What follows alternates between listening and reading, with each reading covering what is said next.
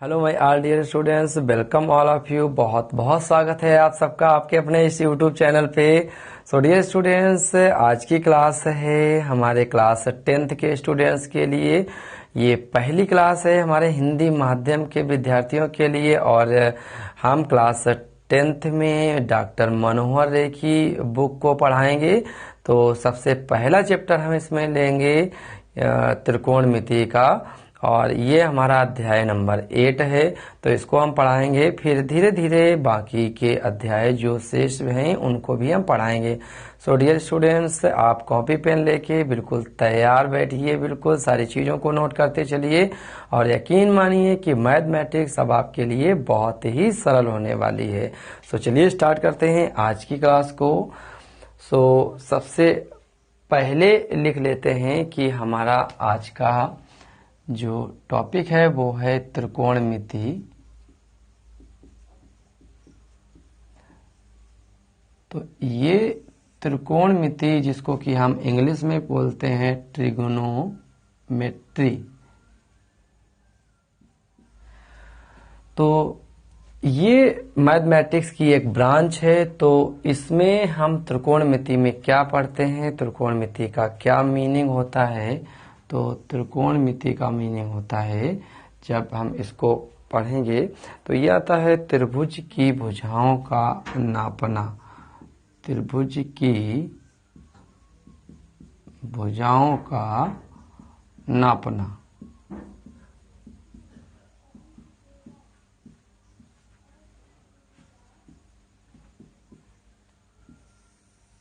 इसको हम बोलते हैं त्रिकोणमिति का जो एक्चुअल मीनिंग होता है वो ये होता है। अब बात करते हैं कि इसका यूज कहाँ पे करेंगे। तो कुछ अगर हम आपसे बात करें कि अगर एक समकोण त्रिभुज को इस तरह से दिया है और इस समकोण त्रिभुज में कुछ कोण दिए हैं, कुछ भुजाएं दी गई हैं और शेष भुजाएं और शेष कोण हमको ज्ञात करने हैं। तो ये हमको त्रिकोणमिति के थ्रू ही पता चल पाएगा, निकाल सकते हैं। तो इसके लिए हम शुरुआत करेंगे कि इन भुजाओं को हम कहते क्या हैं। जैसा कि आप क्लास 9th में पढ़ चुके हैं कि जब 90 डिग्री का एंगल बनता है, 90 अंश का कोण बनता है, तो जो हमारे स्लोप वाली साइड होती है इसको हम बोलते हैं कर्ण भुजा। और जो कोण लेते हैं, मान लो हमने ये ABC समकोण त्रिभुज लिया है, राइट एंगल ट्रायंगल, और ये कोण जो है ये थीटा है। ये इसका एक कोण हमने थीटा मान लिया, ये थीटा का साइन होता है। ठीक, अब ये वाली जो भुजा है, जो लंब भुजा है, 90 डिग्री का कोण बना रही है, इसको हम बोलते हैं सम्मुख भुजा। कोण के सामने वाली भुजा है सम्मुख भुजा है, इसको ही हम लंब कहेंगे। और ये भुजा जो हमारी है ये है आसन्न भुजा।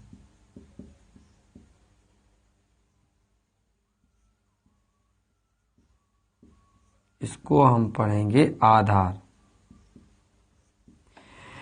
एक चीज बहुत इंपॉर्टेंट है, बहुत ध्यान देने वाली है डियर स्टूडेंट, क्या कि जरूरी नहीं कि लंब भुजा आपकी यही हो, ये भी आपकी लंब भुजा हो सकती है। वो डिपेंड करेगा आपका एंगल के ऊपर।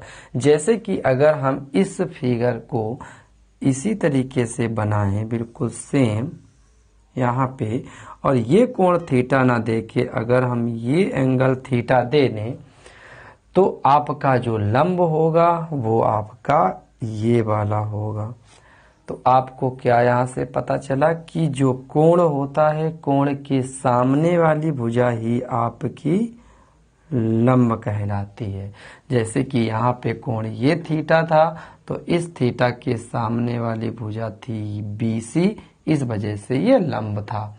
और आपको कर्ण तो बहुत ही आसान है, जो स्लोप वाली ढाल वाली भुजा दिखाई पड़ेगी वो आपकी कर्ण भुजा है, वो आपकी कभी भी चेंज नहीं होगी। तो ये आपका कर्ण है इस ट्रायंगल में AB सी। इस ट्रायंगल में ये आपका कर्ण तो यही रहेगा, ये स्लोप वाली भुजा जो ढाल है, लेकिन लंब ये होगा और आधार अब ये हो जाएगा। ये कब हुआ डियर स्टूडेंट? जब आपने एंगल चेंज किया। आपका एंगल थीटा, इसके बिहाफ पे ये एंगल अगर आप लेते हैं सी, तो आपका लंब ये है, आधार ये है। और अगर आप ये एंगल लेते हैं तो लंब ये है और आधार ये है। तो नोट डाउन दिस। अब बात करते हैं इसके ट्रिग्नोमेट्रिकल फंक्शंस की, जैसे कि साइन, कॉस, टेन, कोसेक, सेक, कॉट। ये क्या होते हैं, इनको हिंदी में क्या कहते हैं डियर स्टूडेंट्स, तो इन पे बात करेंगे। तो इसके लिए हम सबसे पहले बात करते हैं साइन की। इसको हम हिंदी में बोलते हैं ज्या। फिर इसका जो फार्मूला बनता है वो साइन, अगर हम यहाँ पे ये थीटा लें तो इसके साथ एंगल यूज करेंगे और इसको शॉर्ट में लिखते हैं sine theta S I N. E नहीं लिखा जाता, इसको शॉर्ट में लिखते हैं साइन थीटा। तो ये हमारा होता है साइन थीटा, ये हमारा होता है सम्मुख भुजा। सम्मुख भुजा बटे हमारी कर्ण भुजा का अनुपात। तो साइन थीटा की अगर वैल्यू पूछें तो इसमें इस एंगल के, इस ट्रायंगल के अकॉर्डिंग आएगी BC।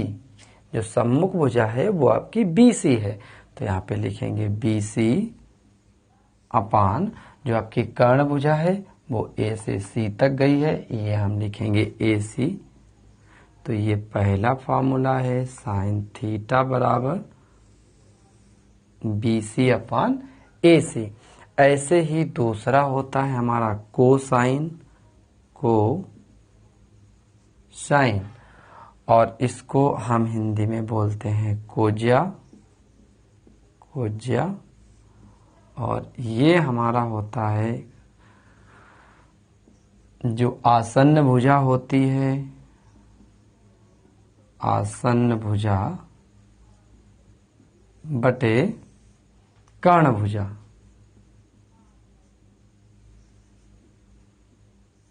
और हमारी आसन्न भुजा क्या है इस फिगर में?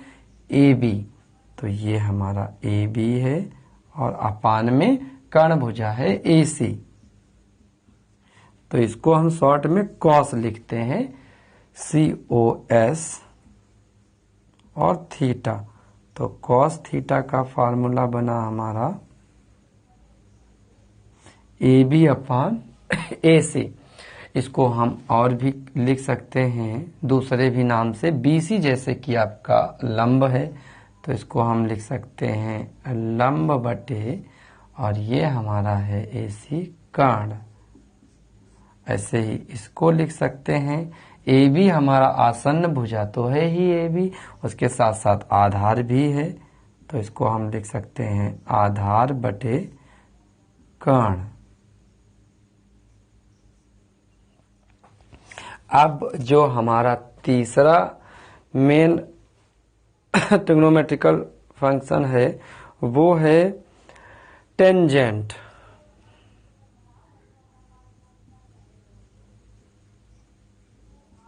इसको हम पढ़ते हैं स्पर्शज्या। ये टेंजेंट थीटा बराबर है हमारा सम्मुख भुजा बटे आसन्न भुजा। सम्मुख भुजा बटे आसन्न भुजा। इसको हम जब शॉर्ट में लिखेंगे तो लिखेंगे ओनली टेन थीटा, शुरुआत के 3 लेटर, और ये सम्मुख भुजा जो है ये आपकी BC है अपान आसन्न भुजा AB है। और ये हमारा तीसरा फार्मूला है, इसी को हम लिख सकते हैं BC हमारा होता है लंब बटे और AB हमारा है आधार। तो आपको ये पहला फार्मूला, ये दूसरा फार्मूला और ये तीसरा फार्मूला मिला, प्राप्त हुआ। इस तरीके से साइन, कोसाइन, टेंजेंट ये हमने सीखा, इसके फार्मूले सीखे इस समकोण त्रिभुज से। अब इसके 3 और जो ट्रिग्नोमेट्रिकल रेशियोज हैं वो क्या हैं? साइन का जैसे अपोजिट जो होता है वो होता है कोसेकेंट। तो कोसेकेंट जो होता है, जिसको कि हम लिख सकते हैं यहाँ पे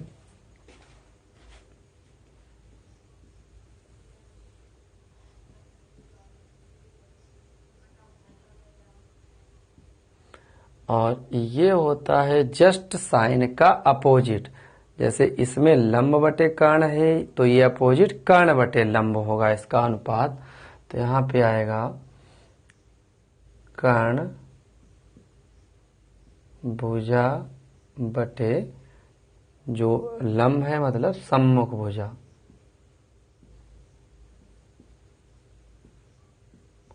तो इसको हम लिखते हैं शॉर्ट में cosec theta is equal to, और ये हमारा जो कर्ण भुजा है ये तो कर्ण ही है, इसको हम लिख सकते हैं AC अपान जो सम्मुख भुजा है वो हमारा है लंब, इसको हम लिख सकते हैं BC। ये हमारा फार्मूला है। सेम ऐसे ही कॉस का जो अपोजिट होता है वो होता है सेकेंट,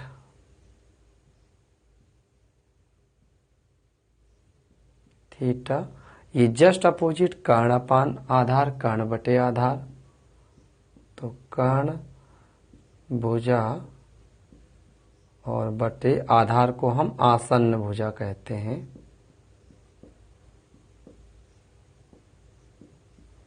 और ये हमारी जो कर्ण भुजा है वो है AC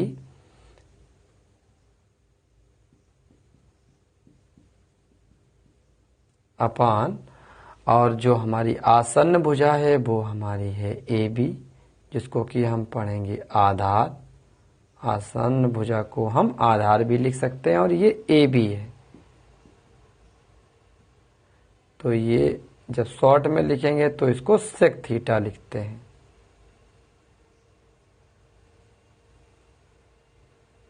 ऐसे ही हमारा लास्ट फार्मूला है वो है cotangent theta is equal to, ये टेन का उल्टा होता है आसन्न भुजा ऊपर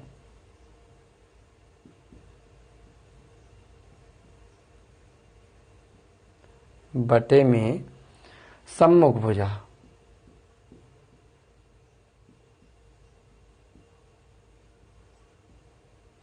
अब आपकी जो आसन्न भुजा है वो आपकी दिख रही है, आधार होती है जो कि AB है।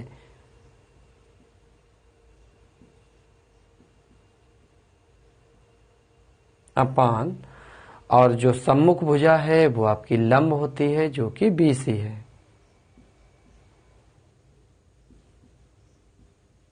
और इसको शॉर्ट में लिखते हैं कॉट।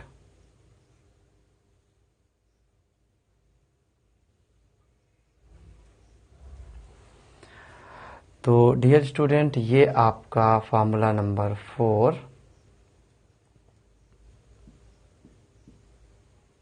ये आपका फार्मूला नंबर 5 और ये आपका फार्मूला नंबर 6 है। ये आज की बेसिक क्लास है, ये बेसिक कॉन्सेप्ट है डियर स्टूडेंट्स। अगर ये सारी चीज़ें आपके माइंड में एक बार बहुत अच्छे से आ जाती हैं तो क्वेश्चंस आपके लिए बहुत ही इजी होने वाले हैं। और हमने तो आपसे बोला ही है कि मैथमेटिक्स आपके लिए बिल्कुल आसान कर देंगे, बस आप इस चैनल पे बने रहें। तो अब ये 6 फार्मूले तो हम लोगों ने फाइंड आउट कर लिए कि साइन का अपोजिट कॉस सेक है, कॉस का अपोजिट सेक है और टेन का अपोजिट कॉट है। अब इसका अगर हम शॉर्ट फार्मूला ट्रिक वाला बनाएं तो क्या होगा वो हम यहाँ लिख रहे हैं। तो डियर स्टूडेंट्स, उसके लिए जो एक ट्रिक रहती है वो होती है लाल बटे कक्का। आप लोगों ने पहले पढ़ी भी होगी। तो इसमें क्या करते हैं, इस ट्रिक में जो हमारा पहला वाला ये यल है, यल अपान के ये है साइन के लिए, इसके ऊपर लिखेंगे साइन, ये साइन थीटा के लिए है। दूसरा वाला जो ए अपान के है ये है कॉस के लिए, ये है कॉस के लिए। आधार बटे कर्ण आप यहाँ देख भी सकते हैं, कॉस थीटा आधार बटे कर्ण। ए मीन्स आधार, के मीन्स कर्ण, साइन का लंब बटे कर्ण, लंब बटे कर्ण। ऐसे ही टेन थीटा BC अपान AB, तो ये है आपका लंब बटे आधार। ये देखो लंब बटे आधार, ये टेन है।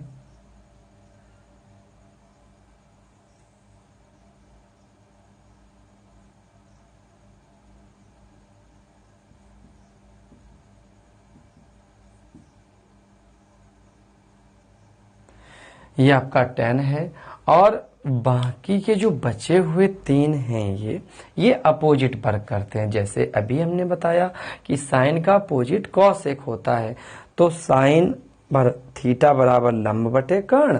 तो अगर कॉसेक निकालना है तो नीचे से पलट देते हैं, तो कॉसेक नीचे लिखेंगे, कॉसेक। अब यहाँ हम एंगल क्यों नहीं लिख रहे कि एंगल पता नहीं कौन सा दिया है, यहाँ पर थीटा दिया है या फाई दिया है या अल्फा दिया है या बीटा दिया है या कोई एंगल नहीं दिया है, तो यहाँ पर लेटर से ही डिनोट करते हैं। तो हमने केवल यहाँ पर आपको फॉर्मूला समझाने का प्रयास किया। तो यहाँ पे कॉस सेक आएगा। कॉस जो होता है उसका उल्टा सेक होता है, तो यहाँ पर सेक लिखेंगे नीचे से। अगर सेक निकालना है तो इसको पलट देते हैं, तो ये पहले आएगा कर्ण बटे आधार, सेक थीटा कर्ण बटे आधार। ऐसे ही कॉसेक निकालना हुआ तो कर्ण बटे लंब, कर्ण बटे लंब। ऐसे ही कॉट टेन का अपोजिट होता है, तो ये है आपका कॉट आधार बटे लंब, आधार बटे लंब। तो dear students, note down all these formulas, बहुत इंपॉर्टेंट हैं। चलिए कुछ और बेसिक फार्मूलाज पे बात करेंगे कि कौन किसका अपोजिट फार्मूला है, वो भी हम लिख लेते हैं।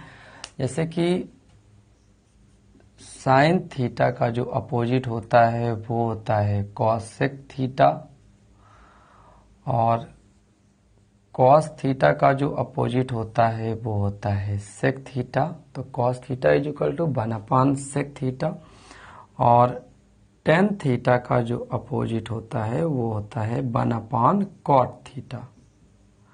ऐसे ही अगर हम कॉसेक की बात करें तो कॉसेक थीटा का अपोजिट होता है, जब साइन का कॉसेक होता है तो कॉसेक का साइन होगा, तो cosec theta is equal to 1 sine theta, and यहाँ से sec theta is equal to 1 cos theta, और cot theta is equal to 1 tan theta. तो ये कुछ बेसिक फार्मूलेज हैं, और एक है टेन थीटा का फार्मूला साइन एंड कॉस के टर्म में, वो होता है tan theta is equal to sine theta upon cos theta. Important formula है, यूज होगा। ऐसे ही कॉट थीटा जो होता है वो अपोजिट होता है cos theta upon sine theta, ये भी इम्पोर्टेंट है। तो आपको अगर ये शॉर्ट में लर्न रखना है तो इसको हम ऐसे भी लिख सकते हैं कि कौन किसका अपोजिट होता है। तो आप लिख सकते हैं साइन का अपोजिट कॉसेक, और ये दोनों तरफ एरो, साइन का अपोजिट कॉसेक, कॉसेक का अपोजिट साइन, मतलब साइन और कॉसेक का रिलेशन रहेगा साथ साथ। उसके बाद कॉस और सेक साथ में रहेंगे, तो कॉस सेक और 10 कॉट।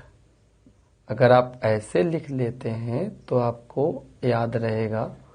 अगर हम कॉसेक थीटा पूछेंगे तो आपको पता है कि कॉसेक साइन के साथ रहता है तो 1/, साइन थीटा आएगा। अगर हम कॉट की बात कर रहे होंगे तो कॉट 10 के साथ रहता है तो कॉट थीटा बराबर 1/10 थीटा आएगा। तो इस तरीके से ये भी 6 फार्मूलेज हैं आपके। ये डियर स्टूडेंट आप अपनी कॉपी में, आज की बेसिक क्लास है, आज आपको हम बेसिक चीजें सारी बता रहे हैं इस चैप्टर से रिलेटेड, तो ये सारी आप नोट करते चलें। ये 6 नंबर, ये है आपका 7 नंबर, ये 8 नंबर। तो एक और फार्मूला बता देते हैं पाइथागोरस का कि अगर इस तरीके से कोई समकोण त्रिभुज बनता है ए बी सी, तो ये आपका कर्ण है, ये आपका लंब है अगर ये एंगल दिया है, और ये आपका आधार है। तो पाइथागोरस जी ने जो थ्योरम दी थी वो थी कर्ण का वर्ग बराबर लंब का वर्ग प्लस आधार का वर्ग। तो इसको शॉर्ट में अगर लिखना चाहेंगे तो हम इसको कर्ण को k से डिनोट करते हैं, लंब को l से डिनोट करते हैं और आधार को a से डिनोट करते हैं। तो इसको शॉर्ट में लिख सकते हैं k² = l² प्लस a²। इसका भी बहुत काम आने वाला है आपकी जो एक्सरसाइज है उसमें, तो ये भी आप अच्छे से लर्न कर लें। और कुछ बेसिक जो आपके स्क्वायर्स बनते हैं उनको भी हम राइट करा देते हैं। जैसे बेसिक स्क्वायर, जैसे आपको हम बोले ट्राइपलेट जो बनेंगे वो कुछ गिनती रूप में ऐसे लिख लो 3 4 5, 5 12 13, 6 8 10, 7 24 25, 8 15 17।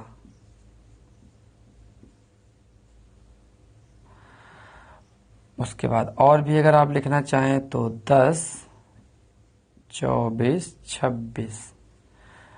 तो आप अभी तक सोच रहे होंगे कि ये क्या है। तो ये कुछ नहीं है, एक ट्रिक है, एक मेथड है कि जब भी आप पाइथागोरस थ्योरम अप्लाई करते हैं तो अगर आपके पास 2 साइड्स हैं, तीसरी साइड आपको निकालनी है, तो ये बहुत काम आता है, बड़ी आसानी से आप निकाल सकते हैं। जो आप ये तीसरा कॉलम देख रहे हैं, इस कॉलम को हम अगर ऐसे ब्रेक करें तो ये कॉलम हमारा होता है हमेशा कर्ण, इसको k लिख देंगे। और ये दोनों चेंज हो सकते हैं। अगर पहला वाला आधार है तो दूसरा वाला लंब होगा, और अगर पहला वाला लंब है तो दूसरा वाला आधार होगा। ये दोनों चेंज हो सकते हैं बट ये कर्ण फिक्स रहेगा। तो अब इसका यूज बता देते हैं कि कैसे करेंगे। जैसे मान लेते हैं कि आपका हमने यहाँ पे एक ट्रायंगल दिया इस टाइप से, और हमने आपसे बोला कि इसका जो लंब है वो 24 सेंटीमीटर है, ओके, और इसका जो कर्ण है वो 25 सेंटीमीटर है। अब आपको ये निकालना है, तो पाइथागोरस थ्योरम के फार्मूले से तो आप फाइंड आउट कर ही लेंगे, वो तो बहुत अच्छी बात है। लेकिन अगर आपको क्विक आंसर निकालना है तो आपके दिमाग में होना चाहिए कि ये 24 और 25 किस ट्राइपलेट में बनता है, तो ये बनता है 7, 24, 25 के रूप में। तो ये हमारी जो साइड होगी ये वाली 100% बेटा आपकी 7 ही निकलेगी। अगर आप फाइंड करना चाहते हैं तो उसका सल्यूशन आप देख लीजिए। जैसे कि आपको ए बी निकालना है तो आप लगाएंगे A B square is equal to A C square minus B C square. तो ये ए सी स्क्वायर 25 का square 625 minus B C square 24 का स्क्वायर 576 और ए बी बराबर निकलेगा आपका 625 से जब 576 सब्ट्रैक्ट करेंगे आएगा 49 और इसका स्क्वायर हटेगा तो इधर अंडर रूट लग जाएगा और जब 49 का स्क्वायर रूट निकालेंगे तो 7 आएगा। तो ये बहुत काम आने वाला है। जैसे कि ये हमने 3 दे दिया, ये 4 दे दिया, ये पूछे हम आपसे तो 3 4 5 5 12 13 6 8 10 7 24 25 8 15 17 10 24 26 ऐसे इसके गुणन अगर हम एक पर्टिकुलर मल्टीप्लाई इसका कर दें, जैसे कि मान लो इसमें हम 3 का मल्टीप्लाई कर दें पूरी इक्वेशन में तो वो भी ट्राइपलेट बनेगा। जैसे कि 3 का मल्टीप्लाई यहाँ करेंगे तो ये मिलेगा 15, ये मिलेगा आपको 36 और ये मिलेगा 39। तो ये अपने आप में भी एक ट्राइपलेट बनाएगा। किसी में भी आप किसी का मल्टीप्लाई कर दो, अगर इसमें 2 का मल्टीप्लाई करते तो ये बनता 10 24 26। देखो 10 24 26। ऐसे 4 का मल्टीप्लाई करते तो जो भी आप मल्टीप्लाई कर रहे हैं पूरी इक्वेशन में करते हैं तो ट्राइपलेट बनेगा। तो ये सारे फार्मूले बहुत ही इंपॉर्टेंट है। तो dear student note down all these formulas.